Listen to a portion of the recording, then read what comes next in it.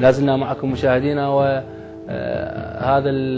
هذه التغطية وهذا النقل المباشر.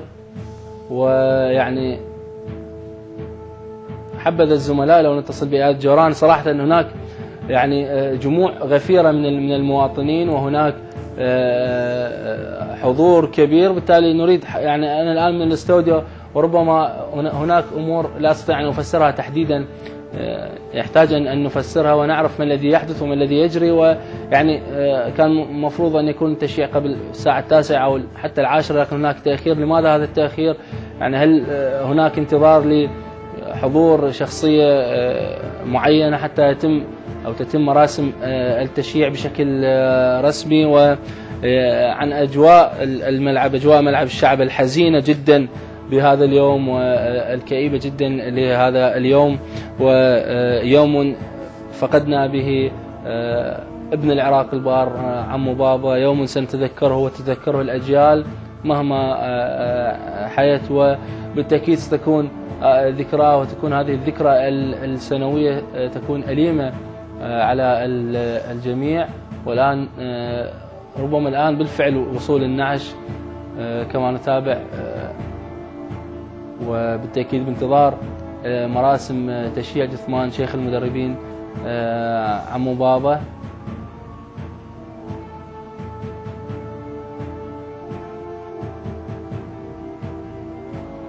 نعم بالفعل هو جثمان شيخ المدربين عمو بابا، وبالتأكيد يعني لقطة حزينة جدا.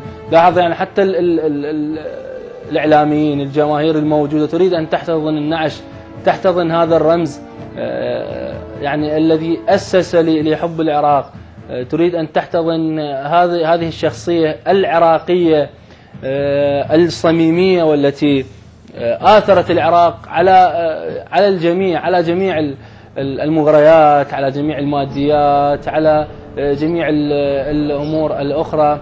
آثرت أن تعشق العراق دون غيره، وصممت أن تبقى بالعراق وتبقى في قلب العراق، تعيش أجواء على رغم الظروف العاصفة التي مر بها العراق، لكن إصراره كان إصرارا شديدا، إصراره كإصرار الجبال.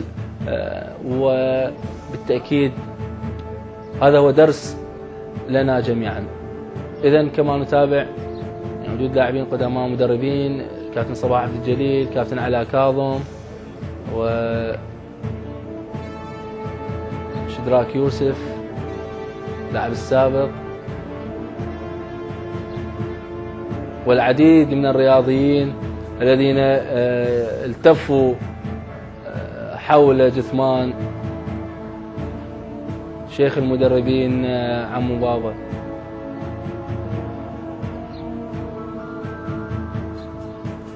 إذن هذه لقطات مباشرة من ملعب الشعب، وصول جثمان شيخ المدربين عمو بابا. وكما نلاحظ يعني بالفعل أنت يا أبا سامي تستحق أكثر من هذا، ما نفعله لك قليل، تستحق أكثر من هذا. أنت بالفعل يا أبا سامي يعني تستحق يعني كل حب وكل احترام وكل مودة، وتستحق كل هذا الحب الجارف الذي يكنه لك العراقيون، جميع أطيافهم وجميع شرائحهم في الشمال، في الجنوب، في الوسط. وهذا الحب لم يأتي من فراغ، بل لأنك أحببت العراق وأحببت شعب العراق، بالتالي الكل يرد الآن لك الجميل. أيضا وصول الأخوة في البرلمان، النائب أحمد راضي، رئيس لجنة الرياضة والشباب، والنائب فوزي أكرم أيضا عضو لجنة الرياضة والشباب في البرلمان العراقي.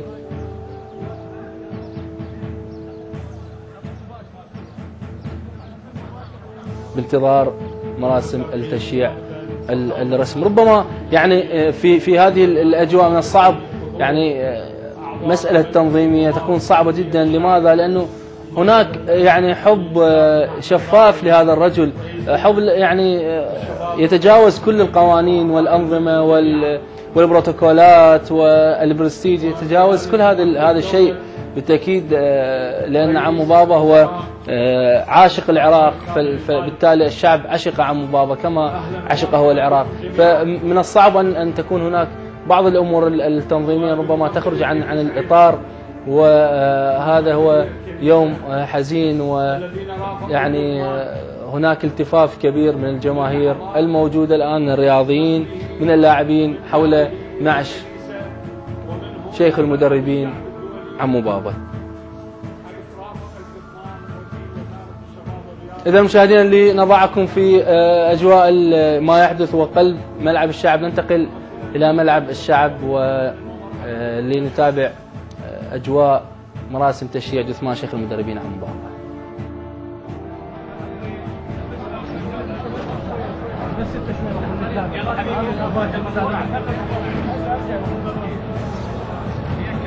الآن نرجو من الجميع الانسحاب لبدء تأبين وتشييع الفقيد رسميا. نرجو من الإخوان الأعزاء رجال الفضائيات والزملاء ممثلي الصحف الانسحاب لبدء الاحتفال.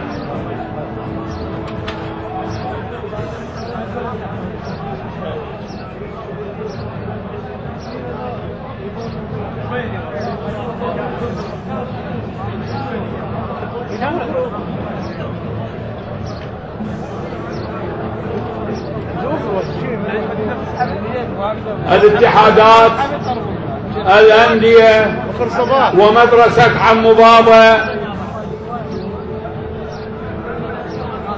تعزي وتشارك هذا التشييع المهيب. عادي بس اعطوني مجال شوي حتى اقدر اروح واجي من الناس. بس خلي عبر الله يخليك. وهذا مكان تحيز من النار. لا الساحه. لا الساحه. وارخ لا الساحه. لا الساحه رجاء.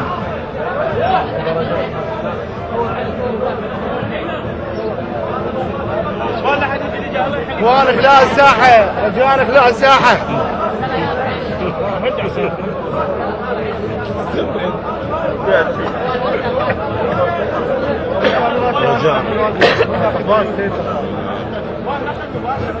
وارخ لا الساحه. رجاء لا الساحه.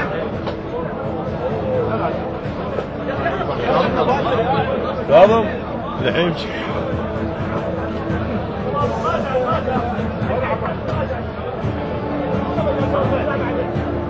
اخوان رجاء لا الساحه.